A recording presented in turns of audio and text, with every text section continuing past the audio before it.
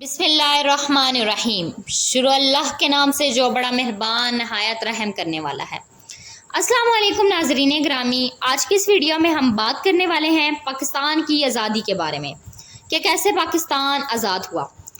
बरसगीर पाक व हिंद की आज़ादी 15 अगस्त 1947 को मुकर्रर की गई, लेकिन पाकिस्तान को आज़ादी एक रोज़ पहले 14 अगस्त को मिल गई, क्योंकि वासराय हिंद लॉर्ड माउंट बैटन को नई दिल्ली में आधी रात को इंडिया की आज़ादी की रसूमात में शरीक होना था।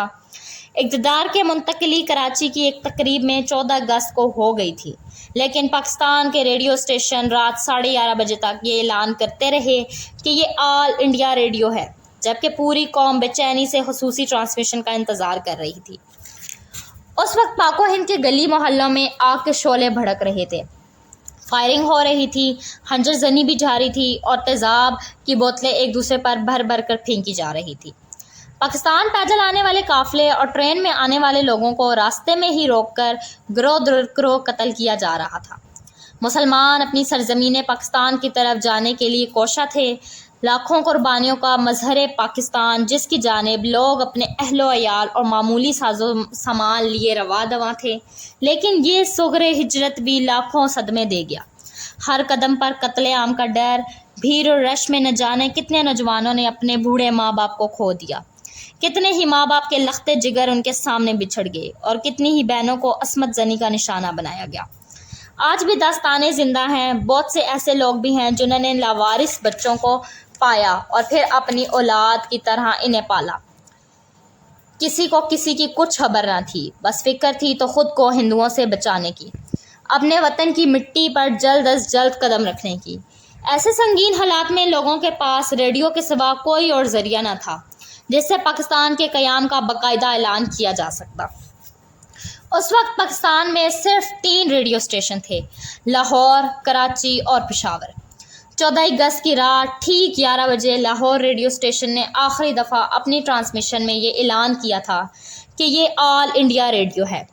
50 मिनट बाद जब 12 बजने में 10 मिनट रह गए थे तो पाकिस्तान की अपनी अबूरी धुन हवा में लहराने लगी। ये धुन पाकिस्तान के अजीम नगमा नवाज अनवर ने बनाई थी। इस धुन को सुनते ही लोग अपने अपने के करीब जमा हो गए, पुरजोश, पुरअज़्म और शादमान। जब 12 बजने में सिर्फ 1 मिनट बाकी था तो ये धुन धीरे धीरे पसे मंज़र से जाकर गायब हो गई और एक आवाज़ उभरी। अब से कुछ देर बाद पाकिस्तान की आज़ाद और ख़ुद मुख्तार ममलिकत वजूद में आने वाली है।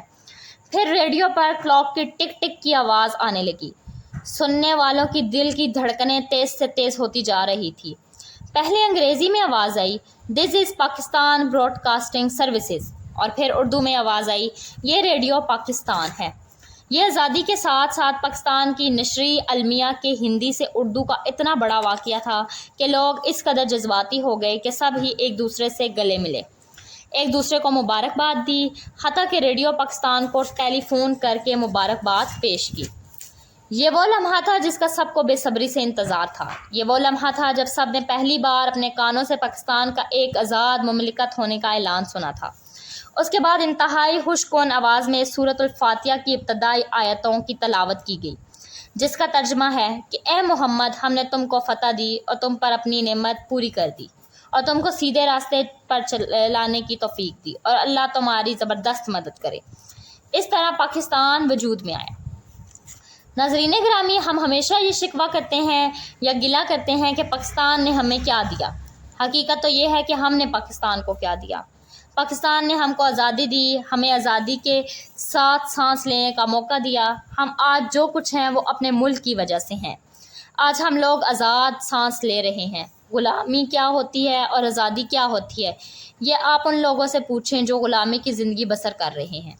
पाकिस्तान कीमत इन लोगों से पूछें जिनने इस वतन की खातिर अपने सर कटवा दिए, अपनों को कुर्बान किया, अपना सब कुछ लुटा दिया, क्योंकि हम लोग आज़ाद हो सके, हम लोग आज़ाद ज़िंदगी गुजार सके। उम्मीद करती हूँ कि आपको ये वीडियो पसंद आई होगी। वीडियो पसंद आ जाए तो चैनल को सब्सक्राइब ज़रूर कीजिएगा।